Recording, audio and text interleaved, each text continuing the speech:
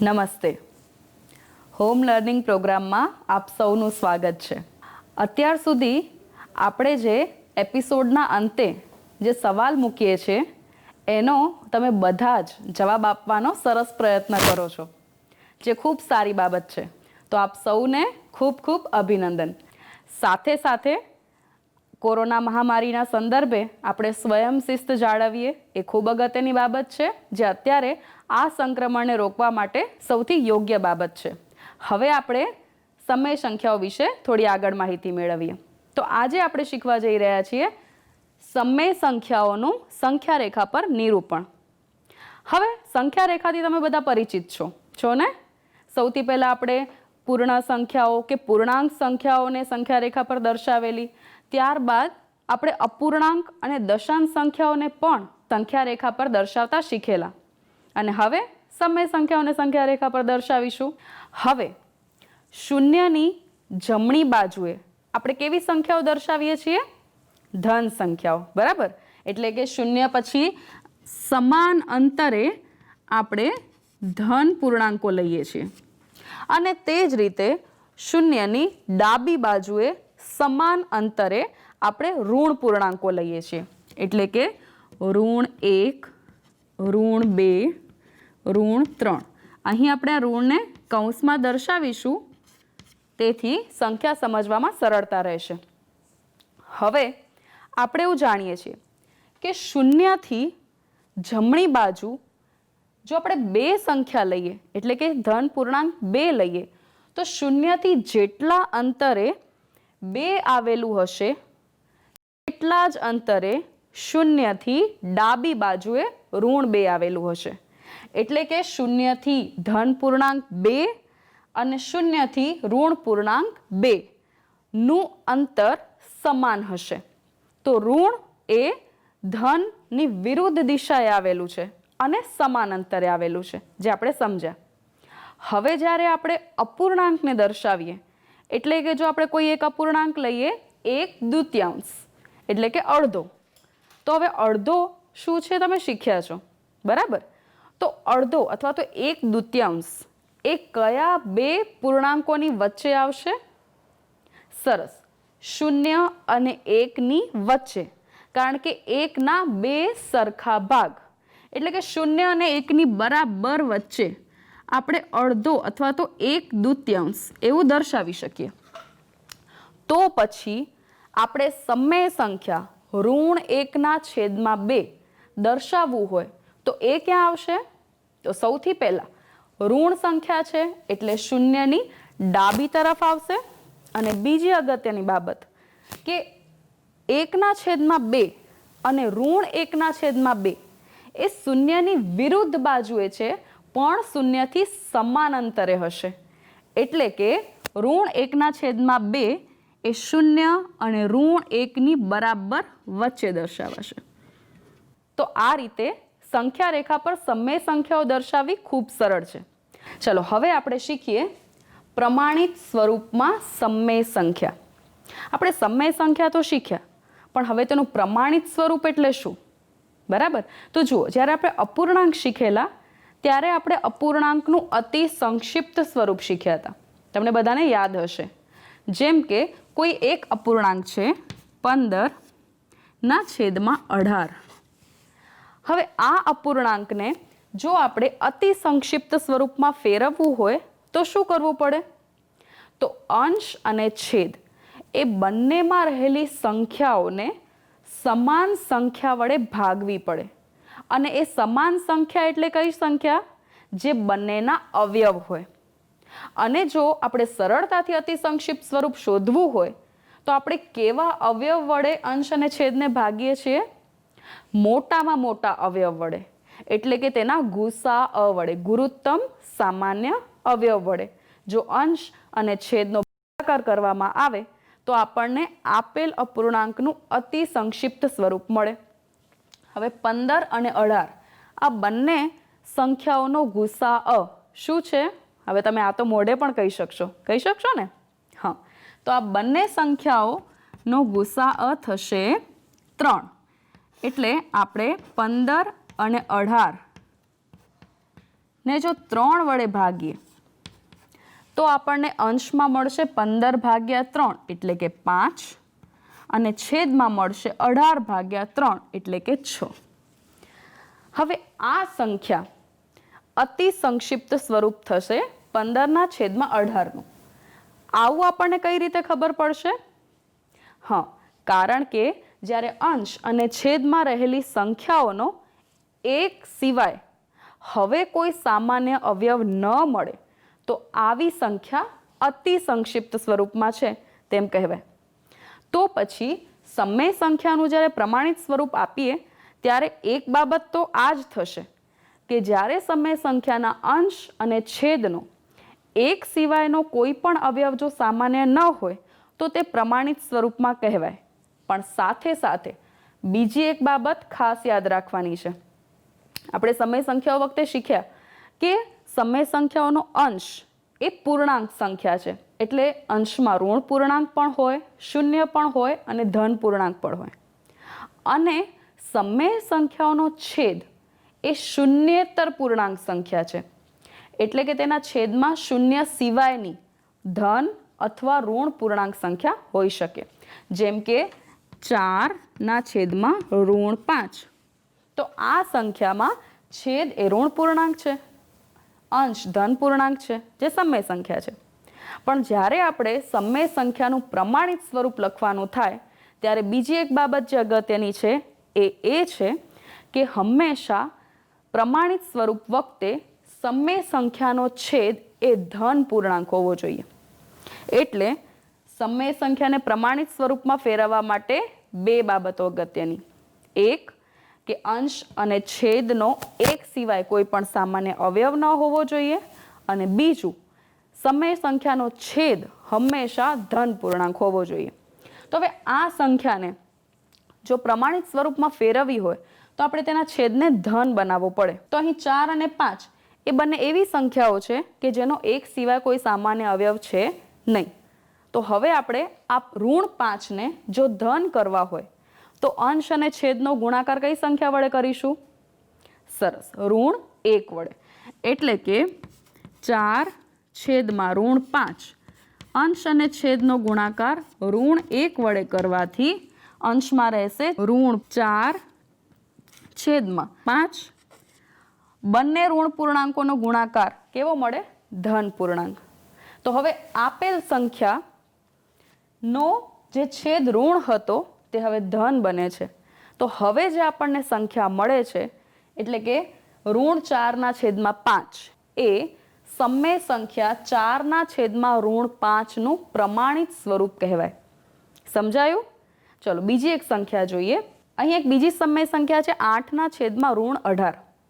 હવે આને આપણે પ્રમાણિત સ્વરૂપમાં ફેરવવાની છે.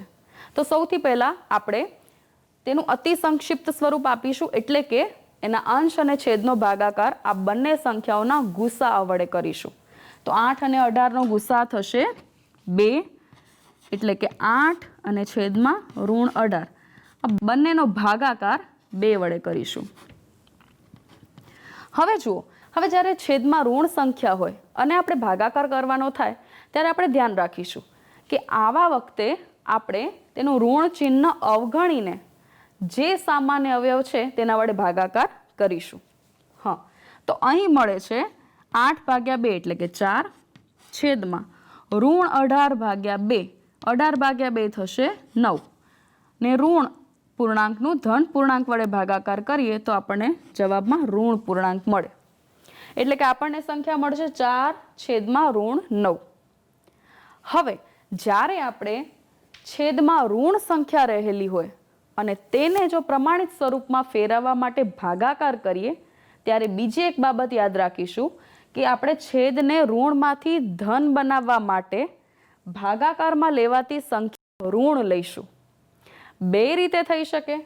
આ આપણને જે સંખ્યા મળે છે હવે તેને જો આપણે ઋણ 1 વડે ગુણીશું અંશ અને છેદ બંનેમાં તો પણ આપણને તેનું પ્રમાણિત સ્વરૂપ મળશે. અથવા આપણે 2 ના બદલે જો ઋણ 2 વડે ભાગાકાર કરીએ તો પણ આપણને આ સંખ્યાનું પ્રમાણિત સ્વરૂપ મળે. આપણે બંને રીતે કરી જોઈએ. હવે આ સંખ્યાને છેદમાં ધન પૂર્ણાંક મેળવવા માટે આપણે અંશ અને છેદ બંનેનો ગુણાકાર ઋણ 1 વડે કરીએ, એટલે કે 4 એકમ 4. ધન અને ઋણ પૂર્ણાંકનો ગુણાકાર આપણને ઋણ પૂર્ણાંક મળે અને છેદમાં 9 એકમ 9. બંને ઋણ પૂર્ણાંકનો ગુણાકાર ધન પૂર્ણાંક મળે, એટલે કે ઋણ 4 છેદમાં 9 એ 8 છેદમાં ઋણ 18નું પ્રમાણિત સ્વરૂપ કહેવાય. અને બીજી બાબત, જ્યાં બીજી રીત આપણે શીખીએ કે જ્યારે છેદમાં ઋણ પૂર્ણાંક હોય ત્યારે આપણે ભાગાકારમાં લેવાતી સંખ્યાને પણ ઋણ રાખીએ તો કેવી રીતે થશે જોઈએ. તો ફરીથી આ જ સંખ્યા 8 છેદમાં ઋણ 18ને આપણે હવે 2 વડે નહીં પણ ઋણ 2 વડે ભાગાકાર કરીએ અંશ અને છેદ બંનેમાં. તો આપણને મળશે 8/2 એટલે કે 4. ધન અને ઋણ ગુણાકારનો ભાગાકારમાં જવાબ આપણને ઋણ પૂર્ણાંક મળે અને છેદમાં 18/2 એટલે કે 9. અને બંને ઋણ પૂર્ણાંક છે ભાગાકારમાં, એટલે જવાબ આપણને ધન પૂર્ણાંક મળશે. તો આપણે જોઈ શકીએ છીએ કે આ બંને રીતે આપણને સરખો જવાબ મળે છે.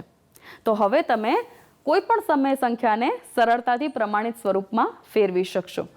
હવે આપણે શીખીએ સમય સંખ્યાઓની સરખામણી કઈ રીતે કરી શકાય. સમય સંખ્યાની સરખામણી. જો આપણે બે સંખ્યાઓની સરખામણી ખૂબ સરળતાથી કરી શકીએ, જેમ કે 2 અને 5. આ બંને સંખ્યાની આપણે સરખામણી કરી શકીએ ને કે 2 અને 5 આ બંનેમાંથી કઈ સંખ્યા મોટી છે? 5. ખૂબ સરળ છે, એટલે કે આપણે આ રીતે તેને લખી શકીએ કે 2 કરતાં 5 મોટા છે.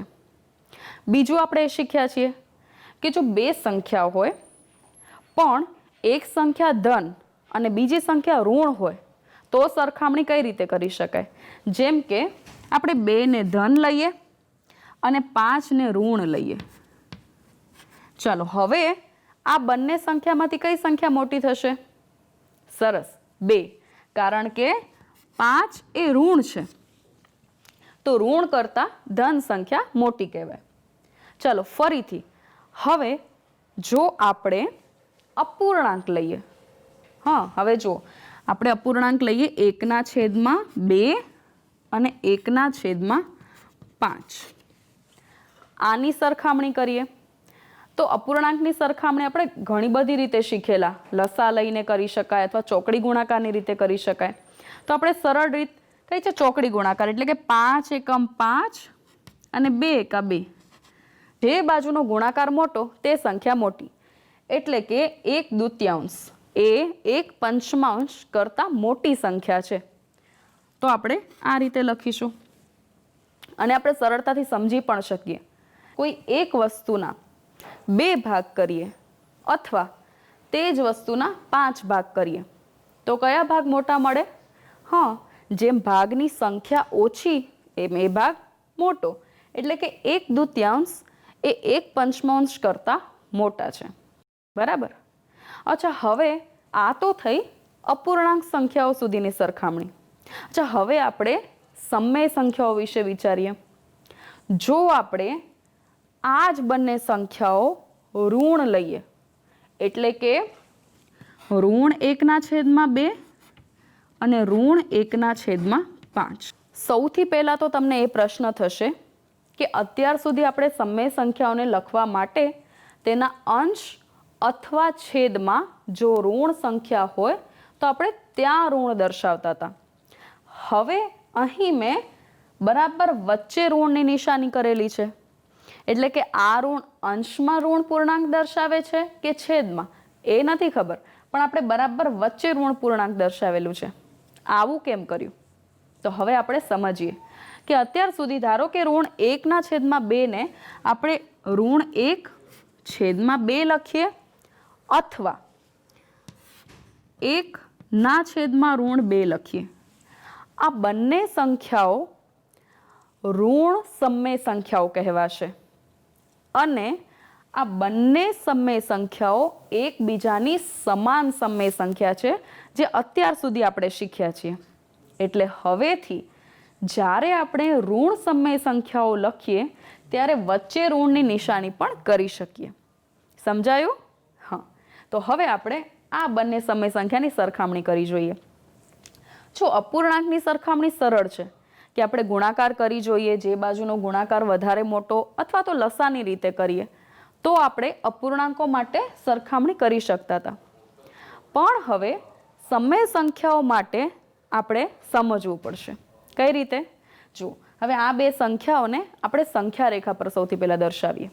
બંને સંખ્યાઓ ઋણ સંખ્યાઓ છે એટલે શૂન્યની ડાબી બાજુએ આવશે અને બંને સંખ્યાઓની કિંમત 1 કરતાં ઓછી છે એટલે કે 0 અને ઋણ 1ની વચ્ચે આવશે.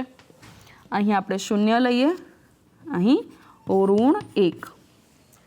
હવે આપણે જાણીએ છીએ કે સંખ્યા રેખા પર જો કોઈ સંખ્યા અન્ય સંખ્યાની જમણી હોય તો એ સંખ્યા હંમેશા મોટી સંખ્યા કહેવાય. જેમ કે ઋણ 1ની જમણી બાજુએ કઈ સંખ્યા છે? 0. તો ઋણ 1 કરતાં 0 એ મોટી સંખ્યા છે. 0ની જમણી બાજુએ આવશે ધન 1, તો એ 0 કરતાં મોટી સંખ્યા છે. એટલે જો કોઈ બે સંખ્યાની સરખામણી કરીએ તો જે સંખ્યા સંખ્યા રેખા પર જમણી બાજુએ હોય એ મોટી સંખ્યા કહેવાય. તો હવે આપણે આ બંને સંખ્યાઓને દર્શાવીએ. સૌથી પહેલા ઋણ 1/2 એટલે કે અડધો, તો એ ક્યાં આવશે? બરાબર વચ્ચે. હવે આપણે દર્શાવીએ ઋણ 1/5. એનો અર્થ થાય છે કે 0 થી 1 વચ્ચે આપણે 5 સરખા ભાગ કરીએ અને એના પછી આપણે પહેલો ભાગ ઋણ 1/5 દર્શાવી શકીએ. તો 0 થી 1 ની વચ્ચે 5 સરખા ભાગ કરવા માટે આપણે 4 બિંદુઓ દર્શાવવા પડશે. 1, 2, 3, 4. તો હવે આપણે 1, 2, 3, 4 અને 5 ભાગ કર્યા. એમાંથી ઋણ 1/5 1/5 છે એટલે પ્રથમ ભાગ દર્શાવે છે, તો એ અહીં દર્શાવાશે. હવે તમે સમજી શકશો કે આ બે સંખ્યામાંથી ઋણ 1/5 એ ઋણ 1/2ની જમણી તરફ છે એટલે એ સંખ્યા મોટી ગણાશે. કોના કરતાં?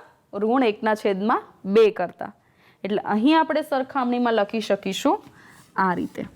અથવા બીજી રીતે સમજવાની કોશિશ કરીએ તો, જે ખૂબ સરળ રીત છે, જ્યારે તમારે બે ઋણ સંખ્યાઓની સરખામણી કરવાની આવે ત્યારે સાવ સરળ છે. તમે સૌથી પહેલા એવી સરખામણી કરો કે જો તે બંને ધન સમય સંખ્યાઓ હોત, એટલે કે અપૂર્ણાંક હોત, તો એની સરખામણી આપણે જે અહીં કરી એ જ રીતે થાય, એટલે કે 1/2 મોટા છે.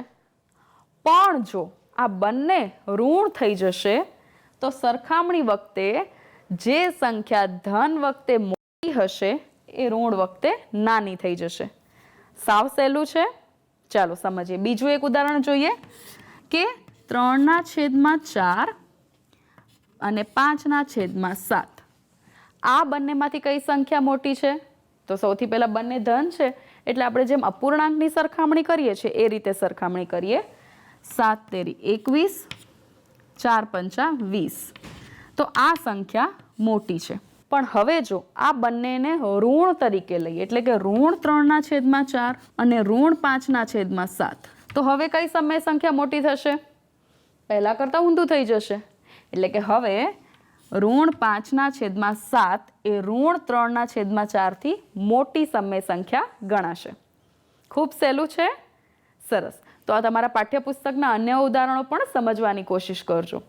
જેમ જેમ તમે સરખામણી કરશો એમ એમ તમે સમજતા જશો કે સમય સંખ્યાની સરખામણી કરવી પણ સરળ છે. ચલો હવે આપણે સમજીએ બે સમય સંખ્યાની વચ્ચે સમય સંખ્યાઓ.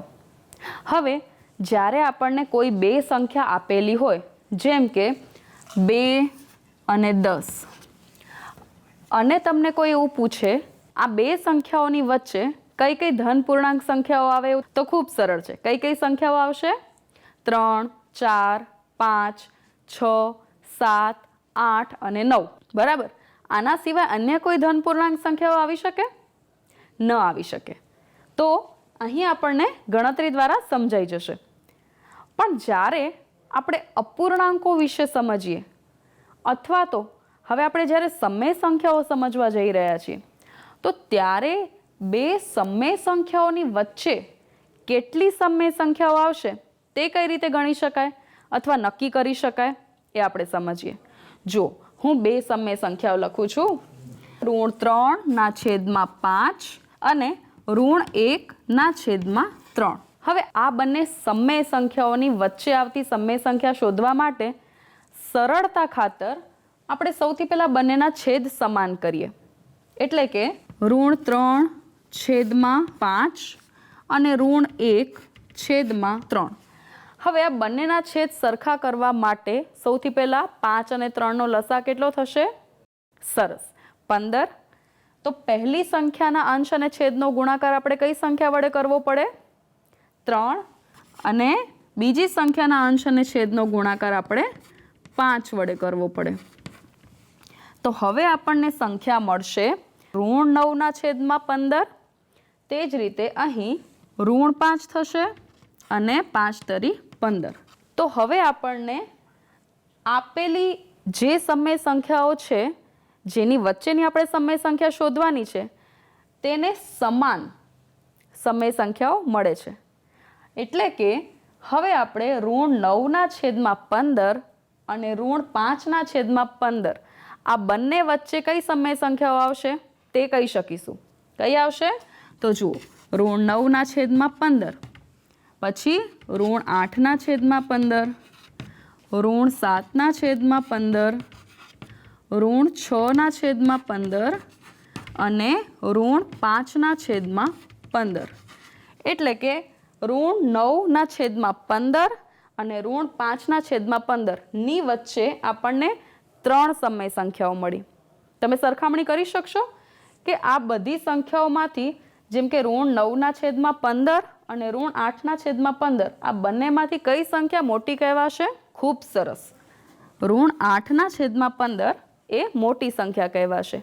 એ જ રીતે આપણે સરખામણી સ્વરૂપે પણ લખી શકીએ. એનો અર્થ એ થયો કે આપણને જે મૂળ સંખ્યાઓ આપેલી હતી એની વચ્ચે આપણને 3 સમય સંખ્યાઓ મળી. શું આના સિવાય અન્ય કોઈ સમય સંખ્યાઓ મળી શકે? મળી શકે ને. કેવી રીતે? હવે જુઓ, જે આપણી મૂળ સંખ્યાઓ છે એના છેદમાં આપણે જે લસા એટલે કે 15 લીધેલો, એના બદલે જો આપણે છેદ 30 કરીએ તો શું થાય? ચાલો સમજીએ. એટલે કે ફરીથી આપણે આ બંને સંખ્યાઓના છેદ 30 કરીને પછી આપણે એ બંને વચ્ચે કેટલી સમય સંખ્યાઓ મળે તે જોઈએ. એના માટે આપણે √3/5 ના છેદને કઈ સંખ્યા વડે ગુણવો પડે? 6. એટલે અંશ અને છેદ બંનેનો ગુણાકાર 6 વડે કરીએ તો આપણને મળશે 6 તરી 18, √18 અને છેદમાં 6 પંચા 30. તે જ રીતે અહીં √1/3 ના અંશ અને છેદનો ગુણાકાર આપણે 10 વડે કરીશું તો આપણને મળશે 10 એકમ √10/30. તો હવે આપણે જોઈએ કે √18/30 અને √10/30 આ બંને વચ્ચે કઈ કઈ સમય સંખ્યાઓ આવી શકે? તો √18/30, પછી √17/30, √16/30, √15/30, √14/30, √13/30, √12/30 અને √11/30. આ બધી જ સમય સંખ્યાઓ અને છેલ્લે √10/30. તો √18/30 અને √10/30 ની વચ્ચે કેટલી સંખ્યાઓ મળે છે? 1, 2, 3, 4, 5, 6, 7. 7 સમય સંખ્યાઓ મળી. તો જ્યારે આપણે છેદમાં 15 લઈને કર્યું તો 3 સમય સંખ્યાઓ મળે છે. અને હવે જ્યારે આપણે છેદમાં 30 લઈએ છીએ જે આપેલી સમય સંખ્યાનો સમાન સમય સંખ્યા છે તો આપણને હવે 7 સમય સંખ્યાઓ મળે છે.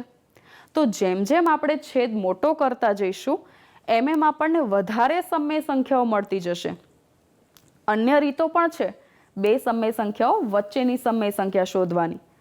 એનો અર્થ શું થાય છે કે જો આપણે આપેલી સમય સંખ્યાને સમાન સમય સંખ્યાઓ લેતા જઈએ તો આપણને કોઈ પણ બે સમય સંખ્યાઓ વચ્ચે ઘણી બધી સમય સંખ્યાઓ મળી શકે.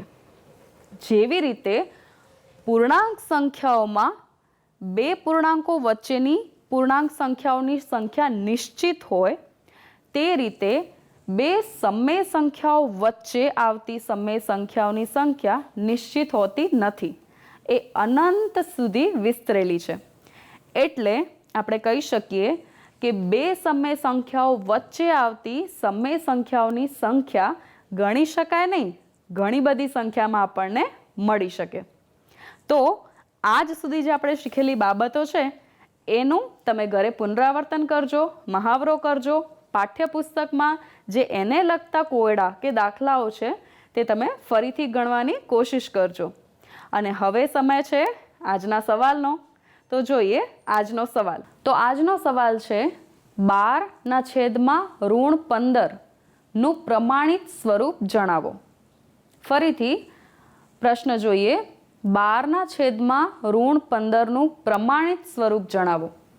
તમારા વિકલ્પ છે A √12/15, B 4/5, C √6/15, D √4/5. આપ સાચો વિકલ્પ પસંદ કરીને સ્ક્રીન પર દેખાતા ટોલ ફ્રી નંબર 635739947 પર આપનો જવાબ મોકલી શકો છો અને આ સ્પર્ધાના વિજેતા બની શકો છો. અને હા, ખાસ અગત્યની વાત, ગયા એપિસોડમાં આપણે રાષ્ટ્રીય ગણિત દિવસ નિમિત્તે આપ સૌ તરફથી બનાવેલા પ્રોજેક્ટ્સ મંગાવેલા, તેના પણ ખૂબ સારા પ્રતિભાવો ઈમેલ એડ્રેસ પર મળી રહ્યા છે, જે ખૂબ સારી બાબત છે. તો આ જ રીતે ગણિત વિષયમાં સરસ કામ કરતા રહો. આવતા ભાગમાં આપણે સમય સંખ્યાઓની ગાણિતિક ક્રિયાઓ સમજીશું. આવજો.